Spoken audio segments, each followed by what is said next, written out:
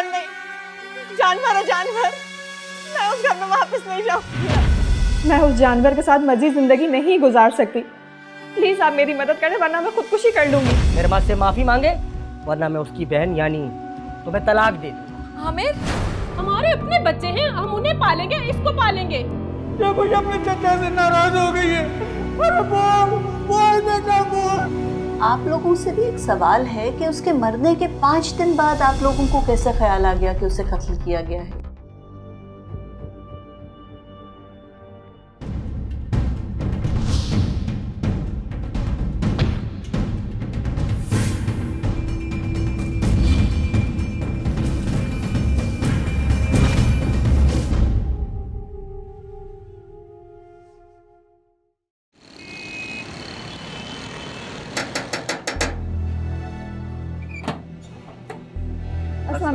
वालेकुम अस्सलाम।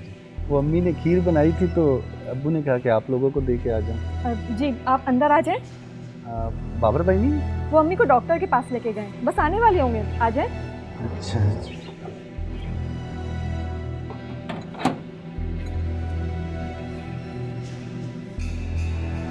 आए सर, अब बैठे आप? नहीं मैं बैठूंगा नहीं, आप ये खीर ले जाएं, बस खीर देने आया था। जी यहाँ क्या कर रहे हो भाई? आने से पहले ना कोई फोन ना कोई इतला। अरे बाबर भैया आप इतना गुस्सा क्यों कर रहे हैं मुझ पर? दरअसल आमिर भाई सऊदीया से आए हैं तो अम्मी ने खीर बनाई थी, अब्बू ने मुझे बोला कि आप लोगों को दे आऊं, बस इतनी सी बात है। भाई साहब ये शुरफा को कोई तरीका नहीं है किसी के घर आने का, समझ गया ना? मोहल्ले वाले देखेंगे 100 तरह की बातें बनाएंगे, निर्मा घर में अकेली होती है। शुरफा का तरीका? बाबर भाई क्या ही अच्छा होता आप अपनी बहन का रिश्ता करने से पहले ना हम लोगों की अच्छी तरह छानबीन करवा लेते। आपको मैं ये बात याद दिला दूं, निर्मा आपकी बीवी होने के साथ साथ हमारी चचाजाद बहन भी है। इससे क्यों बहस कर रहा है? ये फिजा पे जाके बरसेगा। बेटा बुरा मत मानो, आजकल के हालात अच्छे नहीं हैं और तुम घर जाओ, मैं तुम्हारी अम्मी को फोन करके मुबारकबाद दूंगी और हम आमिर से मिलने भी आएंगे। चलो चलो। अब पूछ तू इससे। मेरी अदम मौजूदगी में ये खबीस अंदर आया कैसे? और तूने दरवाजा क्यों खोला? अबे क्यों खोला तूने दरवाजा? अरे जरा सी मैं बाहर क्या निकली, तूने अपना बॉयफ्रेंड बुला लिया। नहीं तो और क्या करती? आपकी बहन का देवर है, बाहर से लौटा देती। हाँ लौटा देती, तेरे पे तो कोई आँच नहीं आती ना, हमारे ऊपर ही आ जाती, मेरी बहन के ऊपर आ जाती। लेकिन तूने तो खोल दिया फट से दरवाजा कि आ जाओ अंदर भाई, कोई नहीं है। माँ दोनों तरफ है आग बराबर लगी हुई। आप कैसी बातें कर रहे हैं? शक करने की आदत आपकी कब जाएगी? अरे शक तो तब किया जाए ना जिसपे यकीन हो, और मुझे पूरा यकीन है तेरी तरबियत में खोट है। नहीं अम्मा नहीं, बहुत दिन हो गए, इसकी खाल मांग रही है मसाला। तुम तो लोग खीर के मजे और मैं जरा इसको। अरे चुटिया पकड़ के रगड़ इसकी नाक जमीन पर, तब मानेगी ये।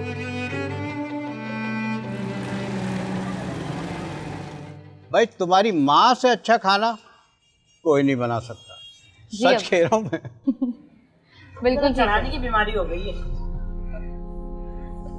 नहीं नहीं आप इन्हें भी खाना बनाना सिखा दो। अरे आओ सऊद बेटा, आओ बैठो। अरे सऊद बेटा, शमीम बाजी कैसी हैं? क्या बात है बेटा, बहुत परेशान लग रहे हो, सब खैर तो है ना? अम्मी आप लोगों ने मुझे खीर देने फिजा भाभी के घर भेजा था। हाँ? मैं गया हूँ और बाबर भाई का रवैया मुझे देख के बहुत हैरत हुई। घर पे कोई था नहीं और निर्मा ने मुझे अंदर बुला लिया, ऊपर से बाबर भाई आ गए और मुझ पे इतने गंदे इल्जामात लगा दिए। बस अल्लाह ताला रहम करे निर्मा पर, बहुत सख्त इम्तिहान है उसका। अरे ऐसा कैसे कर सकते हैं वो? हैं? वो बच्ची हमारा खून है, भतीजी मेरी। बिल्कुल भाई, आपने उन्हें बताया नहीं कि निर्मा हमारी चचाजाद कजन? अरे ये कोई बताने की बात है, ये तो दुनिया जानती है कि ये उसका कजन है। बताओ, बिन माँ बाप की बच्ची। भाई फिजा बेटा, तुम अपने भाई को फोन करो और उसको समझाओ, अगर उसकी समझ में नहीं आता तो फिर मैं उससे खुद बात करती हूँ। ये तरीका सही नहीं है बिल्कुल भी। अरे अम्मी आप क्यों परेशान हो रही हैं? दरअसल आप तो जानती हैं ना कि भाई की जॉब नहीं है आजकल और अम्मी की तबीयत भी ठीक नहीं है, तो भाई ज़रा जल्दी गुस्से में आ जाते हैं। मैं बात करती हूँ। तुम मुझे एक बात बताओ, अगर वो गुस्से में आएगा तो क्या मेरी भतीजी को मारेगा? अरे ज्यादती है ये। चलें चलें, जा बेटा जाके अपने भाई को फोन करो। जी कुछ बात करनी पड़ेगी।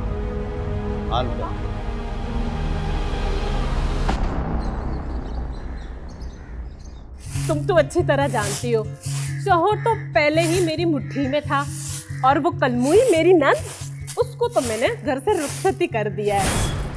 अब तो पूरे घर में मैं सुकून के साथ रहती हूँ। रावी ने तो चैन ही चैन लिखा है, तो और क्या। अरे कौन कमबख्त मारत ने जोर से दरवाजे बजा रहा है। अरे शफकत देखो तो सही, अरे कौन कमबख्त मारत ने जोर से दरवाजा बजा रहा है। आया। कौन आ गया इस वक्त? अच्छा मैं ना फाइनल तुमसे थोड़ी देर बाद बात करती हूँ। निर्मा,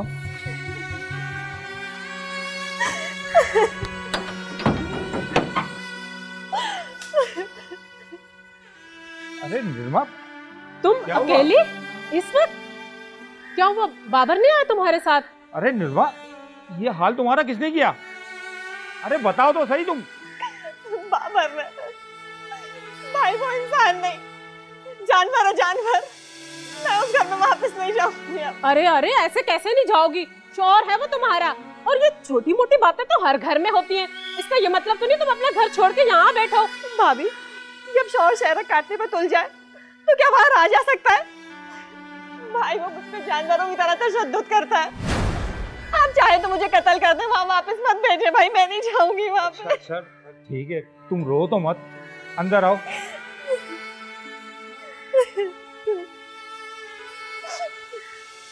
कमबख्त मारी से इतनी मुश्किल से तो जान छुड़ाई थी, फिर रोज आ जाती है भाई मुझे मारता है। और ये शफकत, इसकी तो मैं आज से रोटी पानी बंद करती हूँ जब तक ये वापस नहीं जाती अपने घर। रोज की ड्रामेबाजी है। उसे ना तो मेरे जज्बात की कदर है और ना ही मेरी खिदमत का एहसास।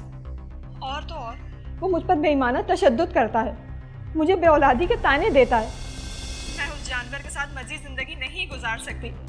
प्लीज आप मेरी मदद करें वरना मैं खुदकुशी कर लूंगी। निर्मा हौसले से काम लीजिए, खुदकुशी किसी मसले का हल नहीं होता और गुनाह है खुदकुशी। देखिए आपके पास अपने मसले का कानूनी हल है।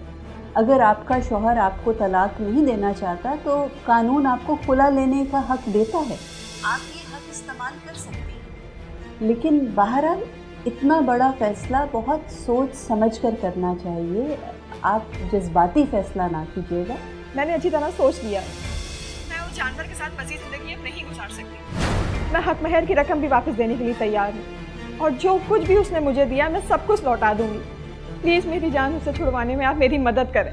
आप एक मर्तबा फिर ठंडे दिल से, ठंडे दिमाग से सोचिएगा इस बारे में, और अगर वाकई में आपको लगता है कि आप इस इंसान के साथ नहीं रह सकती, गुजारा नहीं कर सकती, तो आप हमारी फर्म तशरीफ़ ले आए, ऑफिस आइएगा, बैठ के बात कर लेते हैं। खुला की दरख्वास्त दायर कर सकते हैं।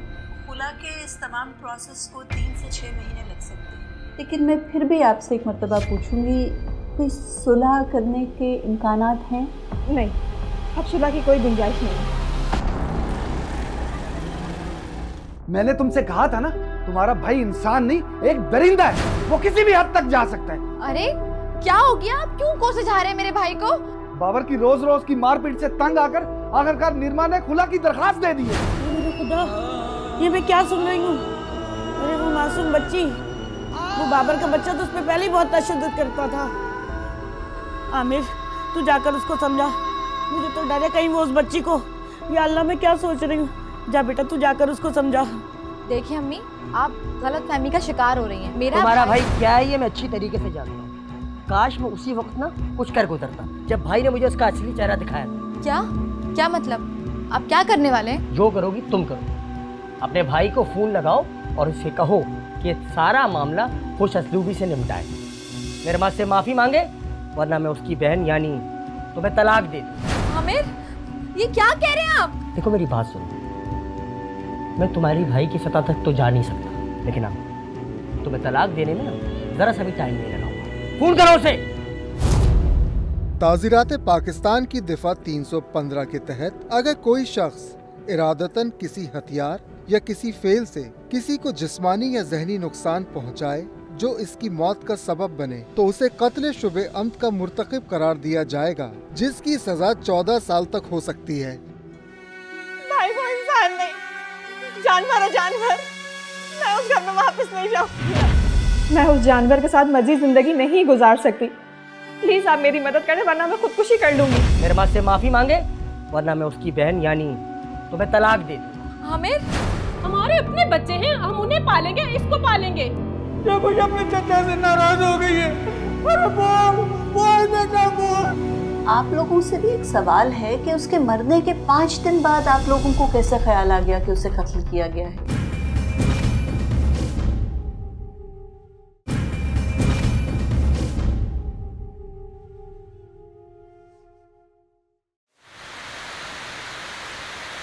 कोर्ट का नोटिस है, तुम्हारी बीवी ने खुला मांगी है, कोर्ट में घसीटना चाहती है तुम्हें। चलो अच्छा है, खुद ही उसने खुला का नोटिस भेज दिया। अब चलेगा लंबे अरसे तक केस, फिर आएगा मजा। अम्मा देखना तुम। बाबर भाई, खुला का मामला 3 माह में हल हो जाता है, कोई लंबा अरसा नहीं लगेगा इसमें। अरे वो खुला ही मांग सकती थी, बांझ बच्चलन। अरे तू 3 अल्फाज बोल के उसे फारिग करना। माँ क्या हो गया तुम्हारी अकल को? बच्चों वाली बातें करती हो बाज़ औक़ात तुम। तलाक का मतलब होता है कि हक मेहर वापस करना, फर्नीचर वापस करना, जेवर वापस करना। भाई जो कुछ लाई है सब वापस करना पड़ेगा उसको। चले क्या हो गया तुम्हारी अकल को? 16 आने तो ठीक कह रहा है। अरे सड़ने दे उसे। बाबर भाई, आपका मामूजात भाई हूँ, आपको फिक्र करने की कोई ज़रूरत नहीं। अरे मेरे छोटे भाई का तो पूरे मोहल्ले में डंका बजता था, ऐसा खंजर लेके निकलता था, और उसी की औलाद है ये। तू नहीं देगा तेरा साथ? अम्मा क्या बात थी मामू की? भाई क्या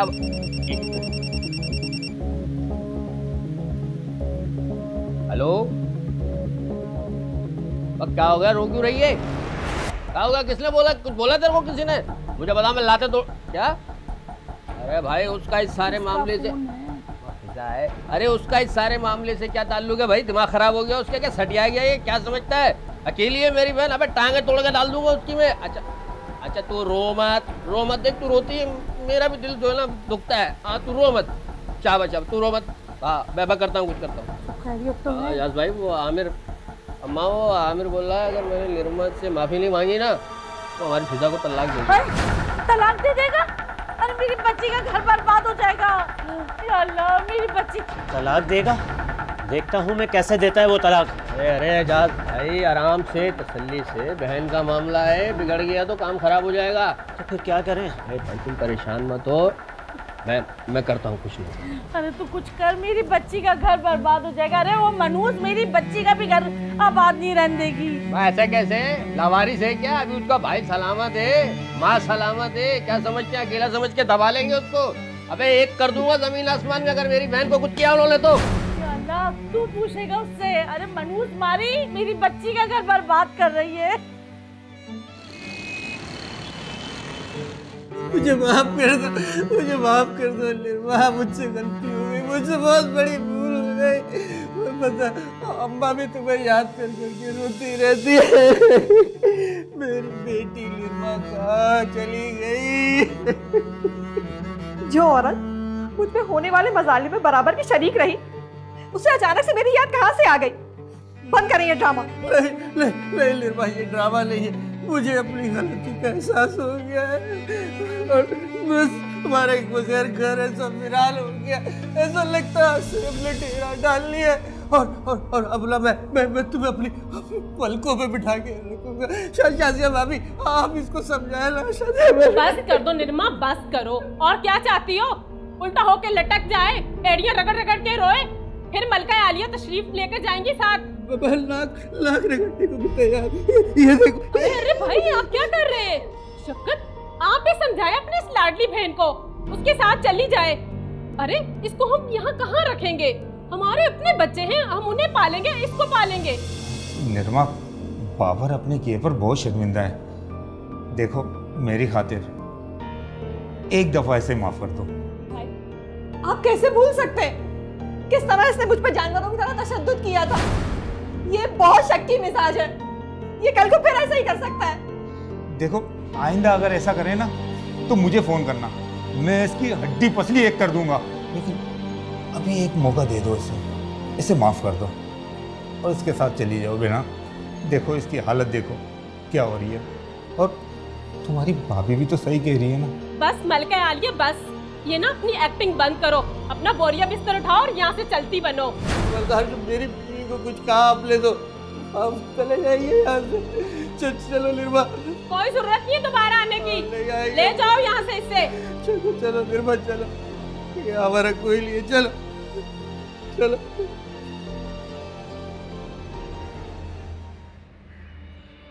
भाई मुझे तो बड़ी खुशी है कि मेरे बेटे सऊद की भी मंगनी हो गई। अल्लाह तेरा शुक्र है कि अल्लाह ने ये दिन दिखाया। बड़ा बोझ था भाई मेरे सर पे। देख लिया आमिर, देख लिया अब्बू जी, मैं इस घर में बोझ था।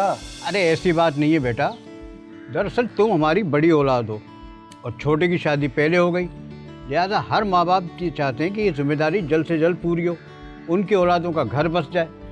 वैसे बेटा मैं बड़ा खुश हूँ, लोग बड़े अच्छे हैं। वो नहीं, ये तो आप सही कह रहे हैं, वाकई लोग तो बहुत अच्छे हैं। वो मेरी बात का बुरा ही मान गया। देख बेटा, मिठाई हर जगह बांट देना, कोई घर रह ना जाए, खुशी का मौका है। बल्कि हाँ, शमीम बाजी के ना तुम और फिजा मिठाई लेके चले जाना। कोई जरूरत नहीं है वहाँ पे मिठाई देने की अम्मी। क्यों? अरे बेटा क्या हो गया, ये खुशी का मौका है, ऐसे मौके पे तो लोग दोस्त और दुश्मन दोनों को याद करते हैं। हाँ। जा बेटा, फिजा को साथ लेके जाना और शमीम बाजी को जरूर मिठाई दे आना मेरी तरफ से। उस बात को दिल से ही लगा के बैठ गया ये तो। जितनी मेरी बेइज्जती हुई है ना, आप लोग तो वहाँ पर थे नहीं, आप तो मरना जीना खत्म कर देते उनसे। चल बेटा भूल जा, बहन का मामला है। जा बेटा तू फिजा के साथ जा और मेरा सलाम भी कह दियो शमीम बाजी को। सही है ना? समझाने का मामला है, नाते रिश्ते रखने पड़ते हैं बेटा। अरे मेरा सर, अरे मर गई मैं। रे क्या हो गया अम्मा, क्या हो गया? आज नहीं बचूंगी मैं। अरे हुआ क्या अम्मा, आखिर बताओ तो सही। वो मुझ पे तावीज कर रही है। माँ ये तो हद हो गई लापरवाही की निर्मा की तरफ से। मार डालेगी वो। निर्मा, निर्मा! क्या हुआ, क्यों इतना चिल्ला रहे हैं? आपकी आवाज सारे मोहल्ले में गूंज रही है। अच्छा, मेरी आवाज मोहल्ले में चीख रही है और अब जो तेरी आवाज गूंजेगी ना, और जो पूरा मोहल्ला तेरी चीखें सुनेगा ना दूर तक, फिर तुझे पता चलेगा। बाबर आपको क्या हो गया? आपने मुझसे वादा किया था आप मुझ पे हाथ नहीं उठाएंगे और ना ही मेरी बेइज्जती करेंगे। मजबूर था मैं उस वक्त, वादा कर लिया था मैंने तेरे। उस आरिफ चाचा ने मुझे धमकाया था। अरे इसका ये मतलब नहीं है कि तू मेरी माँ को कत्ल कर दे। जब तुझे पता है कि मेरी माँ ब्लड प्रेशर की मरीज है, तूने खाने में इतना नमक क्यों डाला? मारना चाहती है तूने, मैं खामोश तमाशा वाला देखता रहूं? अरे अम्मा खुद कौन सा एहतियात करती है? दोपहर में जो गोलगप्पे वाला आया था उसे लेके गोलगप्पे खाए इन्होंने। मैंने खाने में नमक नहीं मिलाया, झूठ बोल रही है। अरे हाय, अरे मुझ नेक बख्त बेवा पर इल्जाम लगा रही है। या अल्लाह, ये दिन भी दिखाना था। अरे मुझ बेवा पे तो कभी गैर मर्द की नजर नहीं पड़ी। अरे गोला गंडे वाला, गोल गप्पे वाला सब तेरे नहीं आते। मुझ पे इल्जाम लगाने से पहले ये दुआ मांगे आप कि खुदा उनको उठा ले जो झूठ बोल रहा है, ताकि दूध का दूध और पानी का पानी हो जाए। मेरी माँ पे झूठा इल्जाम लगाती है, बोताल लगाती है। अम्मा आज तू देख मैं इसका क्या हाल करता हूँ। तुझे मेरी कसम है, बीच में मत आइयो। आज नहीं जिंदा छोड़ूंगा इसको मैं। चल चल चल। आज पता चलेगा तुझे। आराम से बाबर, बस कर दे। बाबर आपने मुझसे मांगी। सही कर रहा है, सही कर रहा है। आई मर गई मैं। अरे कलमुई को सुकून नहीं है, बार बार क्यों फोन कर रही है? देखो तो सही, इसने शफकत से बात क्या करनी है। हेलो हेलो भाभी, मैं निर्मा बात कर रही हूँ। मुझे शफकत भाई से बात करनी है। अरे भाई निर्मा, तुम्हें मैं क्या बताऊं, तुम्हारे भाई की तबीयत इतनी खराब है। अरे इसको तो इतना बीपी हाई था, डॉक्टर ने कहा शुक्र करो इसकी नस फटने से बच गया है। अभी दवाएं देके सुलाया मैंने उसे। भाभी मुझे यहाँ नहीं रहना है। बाबर तो जानवरों जैसा इंसान है, मुझे दरिंदों की तरह मारता है वो। भाभी मैं यहाँ मजीद नहीं रह सकती। हेलो हेलो निर्मा, हेलो, आवाज नहीं आ रही तुम्हारी, शायद सिग्नल का मसला हो रहा है। हेलो हेलो हेलो भाभी, भाभी मेरी बात।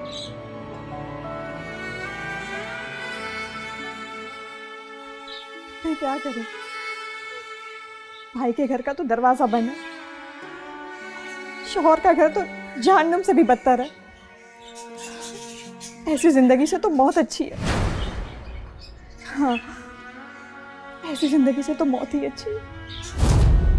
अगर कोई शख्स किसी को कत्ल करने या जरर पहुंचाने की नियत के बगैर उसकी मौत का बाइस बनता है तो उसका ये फेल कत्ले खता में शुमार होगा और ऐसा शख्स दियत का पाबंद होगा। अलबत्ता पाकिस्तान पीनल कोड की दिफा 319 के तहत उसे कैद की सजा भी दी जा सकती है, जिसकी मुद्दत 5 साल तक हो सकती है। भाई वो इंसान नहीं, जानवर है जानवर। मैं उस घर में वापस नहीं जाऊंगी। मैं उस जानवर के साथ मजीद जिंदगी नहीं गुजार सकती। प्लीज आप मेरी मदद करें वरना मैं खुदकुशी कर लूंगी। मेरे माँ से माफी मांगे वरना मैं उसकी बहन यानी तुम्हें तलाक दे दूँ। हमें हमारे अपने बच्चे हैं, हम उन्हें पालेंगे, इसको पालेंगे। क्या कुछ अपने चचा से नाराज हो गई है? अरे बोल बोल बेटा बोल। आप लोगों से भी एक सवाल है कि उसके मरने के 5 दिन बाद आप लोगों को कैसे ख्याल आ गया कि उसे कत्ल किया गया है?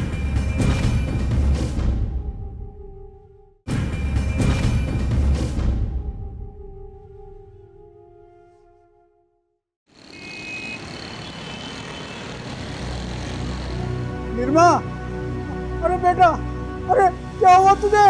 अरे बोल क्यों नहीं रही? अरे खामोश क्यों है तू? अरे देखो देखो ये अपने चचा से नाराज हो गई है।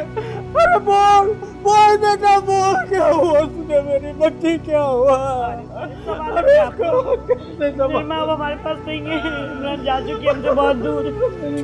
सब्र करें, संभाल अपने आप को।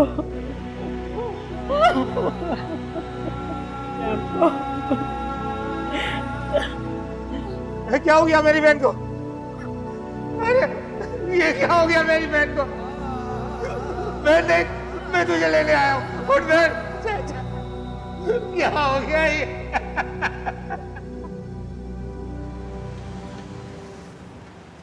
निर्मा की खुला की दरख्वास्त पे हमारी फर्म ने दायर की थी और उस वक्त जब उससे बातचीत की थी तो यही लगता था कि उसने हतमी फैसला कर लिया है और अपने शोहर के साथ सुलह की कोई गुंजाइश ही नहीं है, उसके साथ रहना ही नहीं चाहती वो। लेकिन फिर हमें बाद में मालूम हुआ कि दोनों मियाँ बीवी में मुसालेहत हो गई थी। मैडम, इस मसालियत के पीछे बाबर की मजबूरी थी और ख़ानदानी दबाव था, और अब मुझे लगता है कि बाबर ने तभी उसे कत्ल करने का फैसला कर लिया था। आप इतने यकीन से कैसे कह सकते हैं कि निर्मा को कत्ल किया गया है? क्या मरने से पहले उसने कोई आप लोगों से राब्ता किया था और कोई ऐसी बात कही थी कि उसे जान का खतरा है? नहीं मैडम, राब्ता तो नहीं किया था इसने, कि ये बच्ची मेरे सामने पली बड़ी है, मेरी गोद में खेली है ये, और ये बच्ची इतनी जल्दी हिम्मत हारने वालों में से नहीं थी मैडम। और आप ये भी देखें ना चीज़ कि पोस्टमार्टम रिपोर्ट के बगैर ही जल्दबाजी में उसकी तदफीन कर दी, इससे हमारे शक को तक़वियत मिलती। हाँ, एक अहम नुक्ता है, लेकिन आप लोगों से भी एक सवाल है कि उसके मरने के 5 दिन बाद आप लोगों को कैसे ख्याल आ गया कि उसे कत्ल किया गया है? इतने दिन आप लोग भी क्यों खामोश रहे?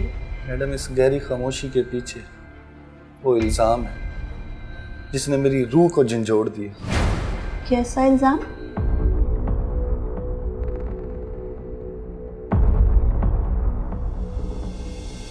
कुछ दिन तो ये अंदर ही अंदर भुगता रहा, लेकिन जब उसने मुझे ये बात बताई तो मुझे यकीन हो गया कि बाबर अपना ये इल्ज़ाम छुपाने की कोशिश कर रहा है। मैं इस बच्ची के कातिलों को सज़ा दिलवाना चाहता हूँ। मेरे सगे भाई की बेटी थी, वो खून थी हमारा।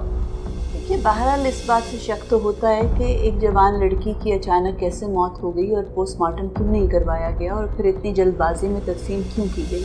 बहरहाल हम कब्र कुशाई की दरख्वास्त दायर करवा सकते हैं, लेकिन कब्र कुशाई की दरख्वास्त दायर करवाने के लिए भी हमें कुछ शवाहिद चाहिए होंगे अपने शक को तक़वियत देने के लिए, और अदालत के सामने अपनी दरख्वास्त को मजबूत करने के लिए हमें बहरहाल कुछ लोगों के बयानात चाहिए होंगे और कुछ ना कुछ शवाहिद तो चाहिए हमें। जी मैडम, आपको जो कुछ भी चाहिए हम हाजिर हैं, जो मुमकिन हुआ हम करते हैं। देखिए, सबसे पहले तो ये मालूम करने की कोशिश करें कि निर्मा की मैयत को गुस्ल किस खातून ने दिया था, और अगर वो खातून मिल जाए तो उससे मालूम कीजिए कि उसने कोई मशकूक निशानात तो मैयत के जिस्म पर नहीं पाए थे, कि कोई तशद्दुद के निशानात हों, किसी ने गला घोंपने की कोशिश की हो। अगर इस किस्म के हमें कोई भी शवाहिद मिल जाते हैं तो उसका बयान भी अटैच करके हम फिर अदालत में दरख्वास्त दायर कर सकते हैं कि हम कब्र कुशाई करवाना चाहते हैं। जी बिल्कुल ठीक। जी बताइए। ये सब मुझसे मत पूछ बेटा, मैं बहुत गरीब औरत हूँ, मेरी नज़र भी कमज़ोर है। मैं तो गुस्ल देकर फ़ौरन ही लौट आई। देखें, आप डरे मत, मैं एक वकील हूँ और मैं आपको यकीन दिलाता हूँ कि आपके अल्फाज आपके लिए किसी किस्म के ख़तरे का सबब नहीं बनेंगे। अब मैं क्या बताऊँ, उस बच्ची का चेहरा फरिश्तों जैसा था, लेकिन जिस्म देखकर लगता था जैसे किसी ने उस पर जुल्म ढाए हैं। किस किस्म का जुल्म? यकीन से तो नहीं कह सकती। उसकी गर्दन ढलकी हुई थी और सर के पीछे से खून बह रहा था और जिस्म पर जख्मों के निशान थे। मैंने उसकी सास को बताया तो वो उल्टा ही मुझ पे चीखने चिल्लाने लगी, बोली तूने ही कुछ उल्टा सीधा किया होगा।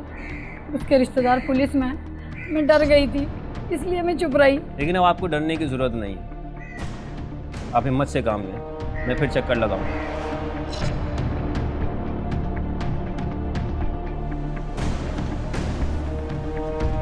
इस इंफॉर्मेशन से तो यही लगता है कि निरमा पर तशद्दुद किया गया था और इस बात के इम्कानात बढ़ जाते हैं कि शायद उसकी मौत इसी तशद्दुद की वजह से हुई हो। जी हाँ, क्योंकि पोस्टमार्टम नहीं हुआ, इसलिए ससुरालियों की जानिब से जहर ख़्वानी का मफरूज़ा ताहाल गैर तस्दीक शुदा है। मेरे ख्याल में अब तो पोस्टमार्टम कराना और भी ज़रूरी हो गया ताकि मालूम हो सके कि वाकई में निरमा की मौत जहर की वजह से हुई है या तशद्दुद की। आई थिंक इतनी इन्फॉर्मेशन काफ़ी है जिसकी बुनियाद पर हम अब कब्र कुशाई की दरख्वास्त दायर करवा सकते हैं। क्यों? अगर उसकी कब्र कुशाई हो रही है तो तुम्हें क्या एतराज़ है? तुमने तो कोई जुर्म नहीं किया ना, फिर तुम क्यों खौफज़दा हो? मैं नहीं चाहता कि आप लोगों की इज्जत पे कोई हर्फ आए। आप लोग बाहर निकले तो कोई आप लोगों को ताने मारे। बाबर, पहेलियाँ मत बुझवाओ, साफ साफ कहो क्या कहना चाहते हो तुम? भाई साहब, आप क्यों नहीं समझ रहे? निरमा का और सऊद का कोई चक्कर चल रहा था और वो यही उसकी खुदकुशी की वजह बनी थी, उसकी मंगनी। बाबर, तुम अपनी जबान को लगाम दो और बकवास करना बंद करो तुम। अरे अब तो वो मर चुकी है, अब तो उसकी जान छोड़ दो। सुनने को और भी बहुत कुछ है भाई साहब। अगर आप चाहते हैं ना कि पूरे ज़माने में ढंडोरा ना पीटे तो अपने चचा और उनको बेटों को रोको जो उसकी निरमा की कब्र कुशाई करवा रहे हैं, वरना वो भांडे फोड़ूंगा कि मुंह छुपाते फिरोगे घर के किसी कोने में। अभी समझाए आप जरा इनको। अरे हाँ हाँ, बाबर ठीक ही तो कह रहा है। भाई देखो ना, मरने वाली तो मर गई, वो तो हो गई एक तरफ। तुम क्यों जमाने वालों के सामने अपनी इज्जत का फालूदा बनाने पे तुले हो? तुम चुप करके बैठो, अपनी जुबान को लगाम दो और हर बात में टांग मत अड़ाया करो। तब आओ जाओ यहाँ से। बाबर को जाने दो, तुम्हें फिर देखती हूँ। सही से देखिएगा जरा इनको। जाओ यहाँ से, अब तुम्हारा और मेरा कोई रिश्ता नहीं है। देखिए शफकत भाई, आप बाबर की बातों में मत आए। वो हमें जमाने की रुसवाई से डरा कर हमारे मुंह पे ताले डालना चाहता है, मगर मेरा ज़मीर गवारा नहीं करता कि मैं सच देखते हुए भी अपनी जुबान बंद रखूं। देखो शफकत भाई, अगर बेइज्जती होगी, बदनामी होगी तो मेरी होगी, मुझे इसकी कोई परवाह नहीं। और वैसे भी आप अपनी मरी हुई बहन को भूल चुके हैं, इसलिए बेहतर है कि आप अपना ये अच्छा मशवरा अपने पास रखें। शफकत भाई का फ़ोन था क्या? जी, शफकत भाई का फ़ोन था। मुझे कह रहे हैं कि अपना केस वापस ले लो, बहुत बदनामी होगी, बहुत बेइज्जती होगी, मगर मैंने कह दिया कि मैं अब इस केस से पीछे नहीं हटूंगा, डट के रहूंगा। हाँ भाई, जब मोहब्बत की है तो निभाने तो पड़ेगी ही, चाहे दामन पे दाग लग जाए या माशरे में नाक कट जाए। फिजा तुम चुप करो।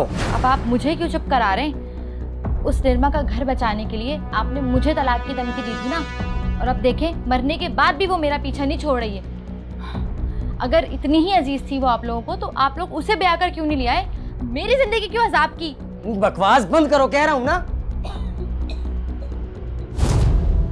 ताज़ीरात पाकिस्तान की दफ़ा 301 के तहत अगर कोई शख्स ये जानते बूझते भी कि उसके इस अमल से किसी की मौत भी वाक़ई हो सकती है, लेकिन उस शख्स के अमल से उसके हदफ के बजाय किसी दूसरे फ़र्द की मौत वाक़ई हो जाती है, तो इस सूरत में भी उसे क़त्ल अम्द का मुजरिम करार दिया जाएगा और दफ़ा 302 के तहत उसे सज़ाए मौत या उम्र कैद की सज़ा मिलेगी। भाई वो इंसान नहीं, जानवर है जानवर। मैं उस घर में वापस नहीं जाऊंगी। मैं उस जानवर के साथ मजीद जिंदगी नहीं गुजार सकती। प्लीज आप मेरी मदद करें, वरना मैं खुदकुशी कर लूंगी। मेरे माँ से माफी मांगे, वरना मैं उसकी बहन यानी तुम्हें तलाक दे दूँ। आमिर, हमारे अपने बच्चे हैं, हम उन्हें पालेंगे, इसको पालेंगे। क्या मुझे अपने चचा से नाराज हो गई है? अरे बोल बेटा बोल। आप लोगों से भी एक सवाल है कि उसके मरने के 5 दिन बाद आप लोगों को कैसे ख्याल आ गया कि उसे कत्ल किया गया है?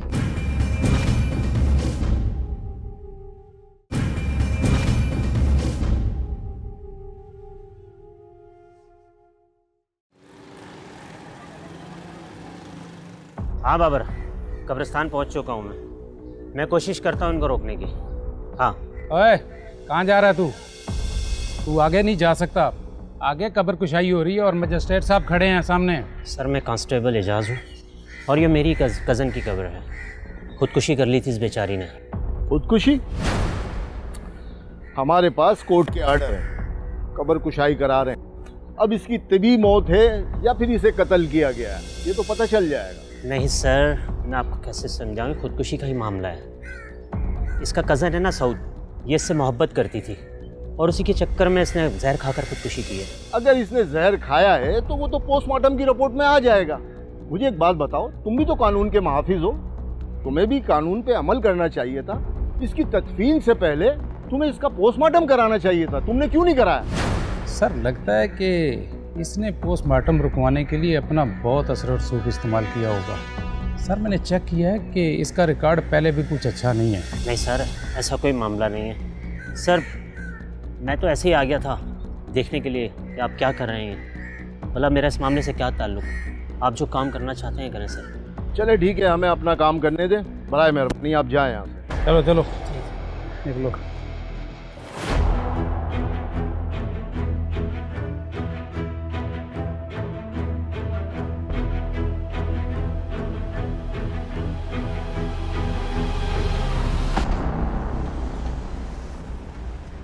इस पोस्टमार्टम रिपोर्ट से तो साफ साबित होता है कि मकतूला निर्मा के जिस्म से जहर के असरात नहीं मिले, बल्कि ये मालूम हुआ है कि ना सिर्फ निर्मा के सर पर गहरी चोट थी बल्कि उसकी गर्दन की हड्डी भी टूटी हुई थी। बिल्कुल, ये शवाहिद बेईमाना तशद्दुद साबित करते हैं, ऐसा तशद्दुद जो उसकी मौत का सबब बना। बिल्कुल, और ये तमाम शवाहिद मकतूला के शौहर की तरफ इशारा करते हैं, क्योंकि वो इसके साथ रहना नहीं चाहता था, इससे जान छुड़ाना चाहता था और एक जालिम तशद्दुद पसंद इंसान है। और निर्मा के खुला दायर करने के बाद जब फैमिली प्रेशर के बाद उसे अपनी बीवी से मुसालिहत करनी पड़ी और राज़ी करके घर वापस ले जाना पड़ा, तो मेरा ख्याल में वो इस बात से खुश नहीं था। निर्मा से जान छुड़ाने के लिए मेरा ख्याल में उसके बाद उसे सिर्फ यही एक तरीका नज़र आया था कि वो निर्मा को कत्ल कर दे।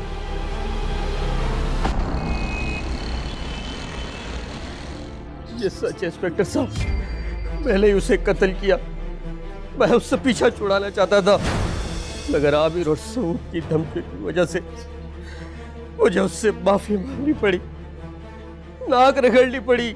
उसी दिन मैंने तय कर लिया था कि मैं अपनी इस बेइज्जती का बदला जरूर लूंगा। और फिर सऊद की मंगनी की खबर आई। उसी रात सबसे पहले मैंने उसके सर पे वार किया और फिर गला दबाकर उसको कत्ल कर दिया उसको। तो मरना चाहिए तुम्हारे जैसे इंसान को। एक मासूम इंसान का कत्ल किया और फिर उसके ऊपर इल्जाम लगा दिया ताकि तुम्हारा गुनाह हमेशा हमेशा के लिए दफन हो जाए। और तुम तो एक औरत हो ना, औरत का दर्द बहुत अच्छी तरीके से समझती हो। शर्म आती है मुझे तुम्हारे ऊपर। तुम्हें तो एहसास करना चाहिए था। सब कुछ इतना अचानक हुआ कि कुछ समझ नहीं आ रहा था और इजाज से कहा था कि इस मामले को यहीं दबा दो वरना मेरे बेटे को फांसी हो जाएगी। फांसी तो इसको अभी भी होगी और जरूर होगी, और इसके साथ साथ वो लोग भी अंदर जाएंगे जो इसके साथ मुलव्विस हैं। लेके चलो इसको। मेरे बेटे को माफ कर दो, माफ मेरे बेटे को। वकला के दलाइल, पेश करदा शवाहिद और हालात व वाक़यात का जायज़ा लेने के बाद यह अदालत इस नतीजे पर पहुंची है कि निर्मा को उसके शौहर बाबर ने बेदर्दी से तशद्दुद करके कत्ल किया और इस कत्ल के शवाहिद छुपाने में मुलजिम की माँ शमीम बेगम और उसके कज़न कांस्टेबल एजाज ने उसकी मावनत की। लिहाजा ये अदालत मुलजिम बाबर को ज़ेर दफ़ा 302 के तहत सज़ाए मौत का हुक्म सुनाती है और मुलजिम की माँ और उसके कज़न को कत्ल में मावनत के जुर्म में 5-5 साल कैद बमुशक्क़त और मुबलिग 2-2 लाख रुपए जुर्माने की सज़ा का हुक्म सुनाया जाता है। अदालत बर्खास्त की जाती है। अगर आप भी कोर्ट नंबर 5 में कोई केस पेश करना चाहते हैं तो हमें ईमेल करें court5@sama.tv।